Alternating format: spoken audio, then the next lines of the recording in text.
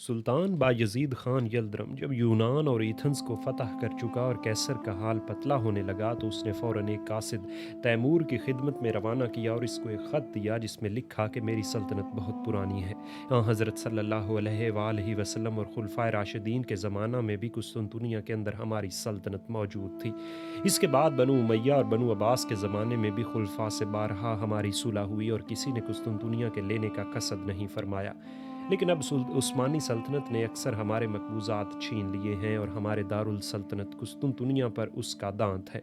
ایسی حالت میں سخت مجبور ہو کر ہم آپ سے امداد کے خواہاں ہیں، اور ظاہر ہے کہ آپ کے سوا ہم کسی سے خواہان امداد ہو بھی نہیں سکتے۔ آپ کو اگر بایزید خان یلدرم کے مسلمان اور ہمارے عیسائی ہونے کا خیال ہو تو آپ کو واضح رہے کہ بایزید خان کو اس طرف یورپ میں مسلسل فتوحات حاصل ہو رہی ہیں اور اس کی طاقت بڑی تیزی سے ترقی پذیر ہے۔ وہ بہت جلد اس طرف سے فارغ اور مطمئن ہو کر آپ کے مقبوضہ ممالک پر حملہ آور ہوگا، اور اس وقت آپ کو اس کے زیر کرنے میں مشکلات کا سامنا ہوگا۔ بایزید خان نے سلطان احمد جلائر اور کرا یوسف ترکمان کو، جو آپ کے مفرور باغی ہیں اور اپنے یہاں عزت کے ساتھ مہمان رکھ چھوڑا ہے، یہ دونوں باغی اس کو آپ کے خلاف جنگ کرنے اور مشورہ دینے میں برابر مصروف ہیں۔ یہ بات بھی آپ کے لیے کچھ کم بے عزتی کی نہیں کہ آپ کے باغی سلطان بایزید خان کے پاس اس طرح عزت و اکرام کے ساتھ رہیں اور ان کو آپ واپس طلب نہ کر سکیں۔ بس مناسب یہ معلوم ہوتا ہے کہ آپ ایشیائے کوچک پر حملہ کریں، کیونکہ اس ملک کا قدرتی طور پر آپ کے قبضے میں رہنا چاہیے، اور بایزید خان یلدرم کے فتنے سے ہم کو بچائیں۔ ہم سے جو کچھ ممکن ہوگا آپ کی امداد کریں گے۔ کیسر کا یہ خط اگرچہ اپنی نفسانی اغراض پر مشتمل تھا اور تیمور ایسا بے وقوف نہ تھا کہ اس کی خود غرضانہ باتوں میں آ جاتا، لیکن اس خط میں باغیوں کی پناہ دہی کا تذکرہ کچھ ایسے الفاظ میں کیا گیا تھا کہ جن کا تیمور کے دل پر کچھ نہ کچھ اثر ضرور ہوا۔ کیسر قسطنطنیہ کا یہ خط تیمور کے پاس اس وقت پہنچا جبکہ وہ دریائے گنگا کے کنارے پہنچ کر ہردوار میں مقیم اور ہندوستان کے مشرقی صوبوں کی جانب بڑھنے کا قصد کر رہا تھا۔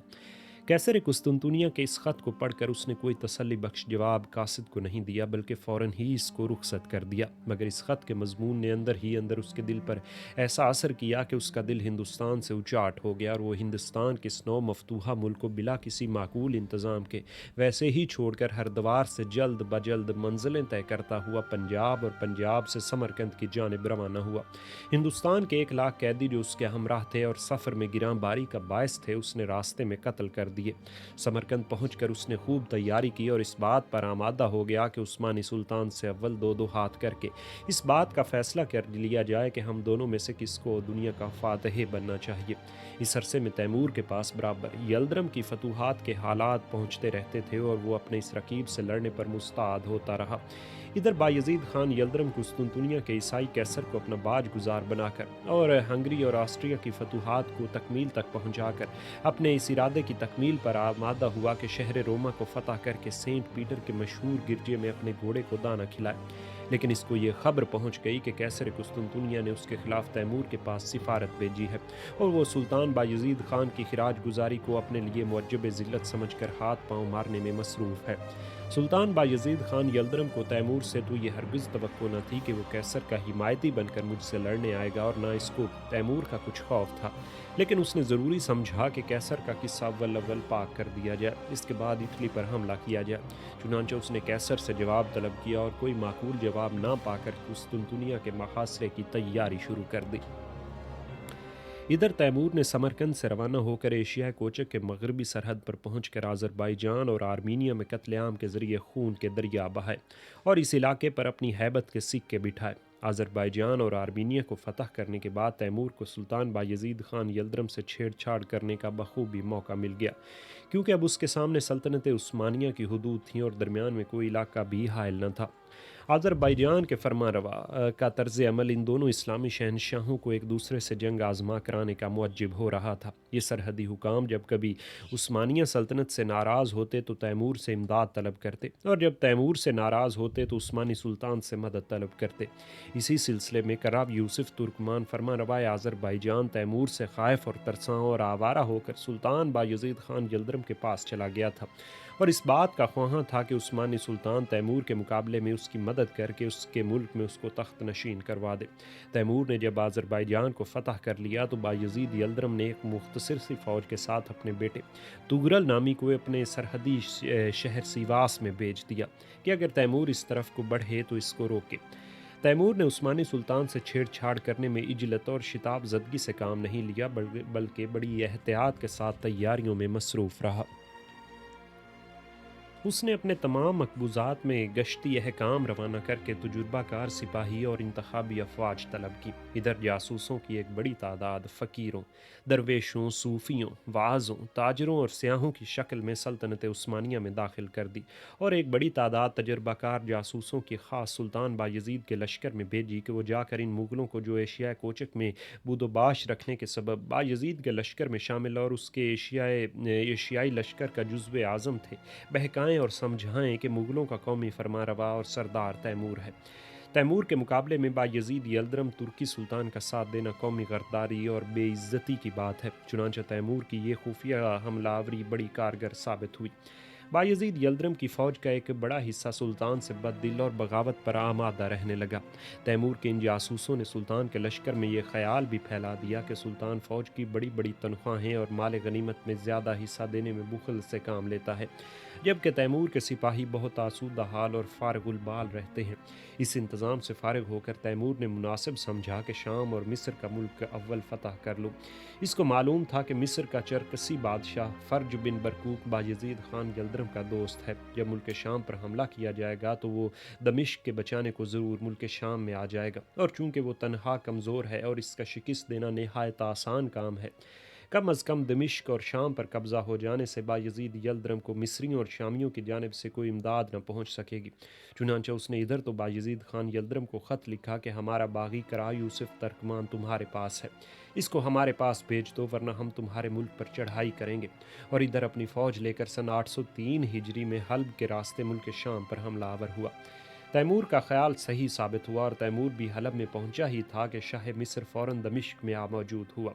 دمشق پر لڑائی ہوئی اور مصر کے چرکسی فرمانروا کو شکست ہوئی اور وہ مصر کی جانب بھاگ گیا۔ مصری فوج تیموری لشکر سے بہت مرعوب ہوئی، اور تیمور نے شام کے شہروں میں جا بجا قتل عام کروا کر اور کھوپڑیوں کے مینار بنوا کر لوگوں کو خوفزدہ بنا دیا۔ اس طرح اپنا مقصد پورا کر کے تیمور بغداد کی جانب متوجہ ہوا اور بغداد کو بھی بزور شمشیر فتح کر لیا۔ یہیں اس کے پاس سلطان بایزید خان یلدرم کے پاس سے خط کا جواب ملا، جس میں تیمور کی درخواست کو نہایت حقارت کے ساتھ رد کر دیا گیا تھا۔ تیمور پہلے سے جانتا تھا کہ بایزید یلدرم کیا جواب دے گا، اس لیے وہ ہر ایک ممکن تدبیر میں پہلے ہی سے مصروف تھا۔ اس جواب کو پا کر اس نے بغداد میں زیادہ دیر ٹھہرنا مناسب نہ سمجھا، بلکہ اسی تعداد سے سیدھا آذربائیجان کی جانب روانہ ہوا، جہاں اس نے دوسرے ملکوں سے وقتاً فوقتاً امدادیں طلب کی تھیں۔ یہاں پہنچ کر اس نے نہایت دور اندیشی اور ہوشیاری کے ساتھ رصد رسانی، خبر رسانی اور جاسوسی وغیرہ کے محکموں کو ترتیب دیا، اور تمام ضروری مقامات پر پہلے سے سامان جنگ اور رصد رسانی کے لیے اہلکار اور زبردست عملہ مقرر اور معمور کر دیا۔ یہ وہ زمانہ تھا کہ بایزید خان یلدرم نے قسطنطنیہ کا محاصرہ کر لیا تھا اور قسطنطنیہ کی فتح سے بہت جلد فارغ ہونے والا تھا۔ اس نے شام کی فتح اور فرج بن برکوک شاہ مصر کی شکست کا حال سن کر کرا یوسف ترکمان کو ایک فوج دے کر روانہ کیا کہ بلا تعمل شام میں پہنچ کر تیموری عاملوں کو قتل اور اسیر کر کے ملک شام پر قبضہ کرے، اور خود تیمور کے مقابلے کو روانہ ہوا۔ قسطنطنیہ کی فتح کو اس نے دوسرے وقت کے لیے ملتوی کر دیا۔ بہت زیادہ ممکن تھا کہ ملک شام کے چھین لینے پر اکتفا کر کے بایزید یلدرم خاموش ہو جاتا اور تیمور سے جنگ کرنا، یعنی خود اس پر حملہ آور ہونا ضروری نہ جانتا، کیونکہ وہ مسلمان بادشاہوں سے لڑنے کا شوق نہ رکھتا تھا۔ اس کو تو ابھی یورپ کے رہے ہوئے ملکوں کے فتح کرنے کا خیال تھا، اور وہ عیسائیوں ہی کو اپنی شمشیر خارا شگاف کے جوہر دکھانا چاہتا تھا، جن کو وہ جنگ نکوپولس میں سخت ہزیمت دے کر مرعوب بنا چکا تھا۔ اور ہنگری اور آسٹریا کی فتح کے بعد قسطنطنیہ اور روما فتح کر کے گرجا میں اپنے گھوڑے باندھنے کا مصمم ارادہ کر چکا تھا، مگر تیمور کئی سال سے نہایت سرگرمی کے ساتھ بایزید سے لڑنے اور اس کو شکست دینے کی کوششوں میں مصروف تھا۔ دوسرے الفاظ میں کہا جا سکتا ہے کہ بایزید یلدرم عیسائی طاقت کو دنیا سے نابود کرنے پر تلا ہوا تھا، اور تیمور بایزید کو نابود کرنے اور عیسائیوں کو بچانے پر آمادہ تھا۔ تیمور نے اپنے تمام سامان کو مکمل کر لینے کے بعد بایزید کے سرحدی شہر سیواس پر حملہ کر دیا، جہاں بایزید کا بیٹا بطور قلعہ دار موجود تھا۔ بایزید کے بیٹے ارطغرل نے بڑی بہادری اور پامردی کے ساتھ قلعہ بند ہو کر مدافعت کی۔ تیمور نے سب سے پہلے اسی قلعے پر اپنے قلعہ گیری کے سامانوں کو آزمایا۔ اس نے قلعے کا محاصرہ کر کے باہر سے قلعہ کی بنیادیں کھدوانی شروع کر دیں۔ تھوڑے تھوڑے فاصلے پر عمیق گڑھے کھود کر اور بنیاد کے نیچے سے مٹی نکال کر لکڑی کے مضبوط شہتیر بنیاد کے نیچے کھڑے کر دیے اور پھر ان گڑھوں اور شہتیروں پر دیوار کو معلق کر دیا۔ پھر اس نے ان تمام شہتیروں میں آگ لگا دی۔ شہتیروں کے جلنے سے قلعہ کی تمام دیوار یک لخت زمین میں دھنس گئی۔ اس طرح یکا یک اپنے آپ کو بے پناہ دیکھ کر محصورین نے ہتھیار ڈال دیے اور سب کے سب، جن کی تعداد 4000 تھی، گرفتار ہو گئے۔ جس طرح سیواس کے اس قلعے کو زمین میں غرق کرنے کا طریقہ تیمور نے عجیب اور غریب اختیار کیا تھا، اسی طرح اس نے ان ترک قیدیوں کے ساتھ سفاکی اور بے دردی کا سلوک بھی بہت ہی عجیب اور غریب کیا۔ یعنی اس نے بجائے اس کے کہ ان کو جان کی امان دیتا، سب کی مشکیں کسوائیں اور ان کے سروں کو ان کے گھٹنوں کے درمیان میں باندھ کر گٹھڑی کی طرح ان کو بندھوا دیا اور پھر گہری گہری خندقیں کھدوا کر ان میں سب کو ڈال دیا۔ ان خندقوں پر، یا یوں کہیے کہ قبروں پر، تختے رکھ کر اوپر سے مٹی ڈال دی گئی۔ زندہ درگور کرنے کے جب اس ظالمانہ فعل کا تصور کیا جاتا ہے تو بدن کے رونگٹے کھڑے ہو جاتے ہیں۔ بایزید یلدرم نے جب اپنے بیٹے اور 4000 ہم قوم ترکوں کے اس طرح ہلاک ہونے کا حال سنا تو وہ اپنے ہوش میں نہ رہا۔ غالباً تیمور کا بھی یہی منشا تھا کہ بایزید آپے سے باہر ہو کر عقل و خرد سے بیگانہ ہو جاتا اور فوراً مقابلے پر آ جاتا۔ بایزید یلدرم سے اس کے بعد جو بد احتیاطی اور نااقبت اندیشی ظہور ہوئی، اس کو غضب اور غصے کا نتیجہ سمجھ لیں یا اس الزام کا نتیجہ قرار دیں جو شراب خوری کے متعلق اس پر لگایا گیا ہے۔ بہرحال اس کے بعد جنگی حزم و احتیاط کے معاملے میں تیمور ہر ایک اعتبار سے پورا اور بایزید ناقص ثابت ہوتا ہے۔ حالانکہ اس سے پہلے تک بایزید یلدرم سے جنگی معاملات میں کوئی غلطی سرزد نہیں ہوئی تھی اور وہ اپنے آپ کو بڑا قابل اور لائق تعریف ثابت کر چکا تھا۔ بایزید تیمور کی طاقت سے واقف تھا اور وہ جانتا تھا کہ اس 69 سال کی عمر کے بوڑھے دشمن کی ساری عمر لڑائیوں میں صرف ہوئی ہے۔ اس کے پاس یہ خبر بھی پہنچ چکی تھی کہ تیمور کی رکاب میں 5 لاکھ سے اوپر انتخابی فوج موجود ہے۔ بایزید اس عجلت میں جس قدر فوج جمع کر سکتا تھا اس نے جمع کی اور سیواس کی طرف، جہاں اس کا بیٹا زندہ درگور کیا گیا تھا اور اس کا دشمن اپنی فوج لیے پڑا تھا، بڑھا۔ اس کی فوج میں اس کی عیسائی بیوی کا بھائی شاہ سرویہ اور بقول دیگر فرانسیسی بیوی کا بھائی فرانسیسی سردار بھی موجود تھا، جو 20,000 سواروں کا افسر تھا۔ بایزید کو سرعت رفتار کے ساتھ آتا ہوا سن کر تیمور نے ایک نہایت ہی مؤثر سپاہیانہ چال چلی، جو اس نے اس سے پہلے ہی سوچ رکھی تھی اور اس کے متعلق ہر قسم کا انتظام پہلے سے کر رکھا تھا۔ بایزید نے سیواس کی طرف اپنی فوج کو بعض حصے پہلے روانہ کر دیے تھے اور ہر قسم کا ضروری سامان بھی ساتھ لے لیا تھا۔ تیمور اس وقت جب کہ بایزید کا لشکر سیواس کے قریب پہنچا وہیں مقیم رہا۔ جب اس کو معلوم ہوا کہ بایزید جو پیچھے آ رہا ہے اپنا راستہ نہ بدل سکے گا تو وہ سیواس کو چھوڑ کر اور وہاں سے کترا کر جنوب کی جانب چل دیا اور مغرب کی جانب مڑ کر سیدھا شہر انقرہ کی جانب بڑھ گیا اور شہر انقرہ کا جا کر محاصرہ کر لیا۔ بایزید یلدرم جب سیواس پہنچا تو اپنے بیٹے کے مقتل کو دیکھ کر غم و غصے سے بے تاب ہو گیا، لیکن اس نے تیمور اور اس کی فوج کو وہاں نہ پایا، بلکہ جب اس کو معلوم ہوا کہ تیمور اپنی فوج لے کر سیواس سے 250 میل مغرب کی جانب اندرون ملک یعنی شہر انقرہ میں جا پہنچا ہے اور شہر انقرہ کی تباہی کا تصور بایزید یلدرم کے لیے سیواس کی تباہی سے بھی زیادہ رنج دہ تھا اور تیمور کے اس طرح ایشیائے کوچک کے عقب میں پہنچ جانے کو وہ برداشت نہ کر سکتا تھا۔ اب اس کے لیے مناسب یہی تھا کہ وہ چشم اندیشہ سوز کا مغلوب نہ ہوتا اور قرا یوسف ترکمان اور شامی اور مصری سرداروں کو تیز رفتار قاصدوں کے ذریعے اطلاع دے کر تیمور کی طرف بڑھنے کی دعوت دیتا اور خود تیمور کو اپنے ملک میں ہر طرف سے گھیر کر اور بند کر کے اور اس کے ذرائع رسد رسانی کو منقطع اور مسدود کرنے کی تدبیریں عمل میں لاتا اور تیمور اگر مغرب کی جانب بڑھتا اور شہروں کو برباد کرتا تو یہ کام اس کو کرنے دیتا، کیونکہ اس کے چاروں طرف وہ علاقے تھے جہاں عثمانی جاگیردار اور سلطنت عثمانیہ کے فدائی ترک بکثرت آباد تھے اور چاروں طرف سے بڑی زبردست افواج مجتمع ہو کر تیمور کے لشکر کو اپنے حملہ آوریوں کا مرکز بنا سکتی تھی۔ اس طرح تیمور کو جال میں پھنسا کر گرفتار کر لینا بایزید کے لیے مشکل نہ تھا، مگر تیمور بایزید کے مزاج سے یقیناً خوب واقف تھا۔ وہ جانتا تھا کہ میرا حریف اس قدر مال اندیشی کو ہرگز کام میں نہ لا سکے گا۔ चुनांचे ऐसा ही हुआ और बायजीद जो बड़ी आसानी से 4 लाख फौज सिवास के मैदान में जमा करने का एहतमाम कर चुका था और तैमूर से किसी तरह मगलूब होने वाला न था, जोशे गज़ब में बिला तामुल 2 मंजिला और सह मंजिला यलगार करता हुआ सिवास से अंकरा की जानिब चला। इस तेज़ रफ्तारी और मुसलसल सफ़र में सिर्फ 1,20,000 फ़ौज उसके हमराह रह सकी। यही शताब ज़दगी बायजीद यल्दरम की सबसे पहली और सबसे बड़ी गलती थी। बायजीद यल्दरम जब इन थकी मांदी 1,20,000 फ़ौज को लेकर अंकरा के मुत्सिल पहुंचा तो तैमूर अपनी 5 लाख से ज़ायद फ़ौज को, जो खूब ताज़ा दम और हर तरह से मुकाबले के लिए तैयार थी, लिए हुए बेहतरीन मकाम पर खैमा जन था। तैमूर ने अपनी फ़ौज के लिए शहर अंकरा के शुमाल और मगरिब में बेहतर से बेहतर मौका इंतखाब कर लिया था। जहाँ जहाँ खंदक या दमदमे की ज़रूरत थी वो पहले ही तैयार कर चुका था।